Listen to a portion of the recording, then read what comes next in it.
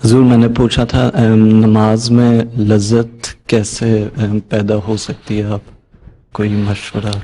اتنی باتیں جو ہوئی ہیں ان ساروں کا وہی ساری باتیں اسی لیے ہیں. نماز میں لذت اسی لیے ہوگی کہ جب لذت حاصل کرنے کی کوشش کرو گے.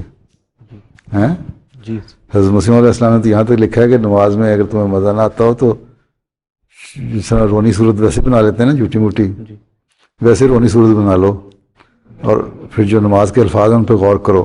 جی تو ایک وقت میں آتا ہے کہ پھر لذت پیدا شروع ہونی چاہیے. یہ کا ناب ہو تو وہی ہے کہ نستعین جو ہے سوچو سمجھو پڑھو کہ ہمیں اس کی عبادت کی توفیق دے اور تیرے سے مدد مانگتے ہیں، ہمیں اس سے سیدھے رستے پہ چلا. ریپیٹ کرتے چلے جاؤ ایک ایک لفظ کو ہیں.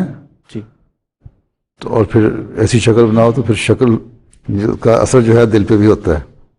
ہیں جی آدمی اگر آنکھیں نکال کے رکھے نا تو گھورتا رہے لوگوں کو تو کچھ عرصے کے بعد نا غسیلہ ہو جاتا ہے، لوگوں کو مارنے دھاڑنے لگ جاتا ہے. جی حضور.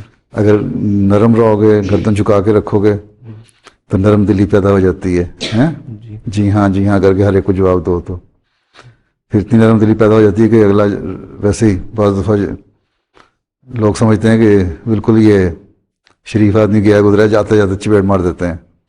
اتنا بھی نہیں ہونا چاہیے، اعتدال میں رہو. لیکن نمازوں کے لیے یہی چیز ہے کہ دعا بھی کرو اور کوشش بھی کرو. جی حضور.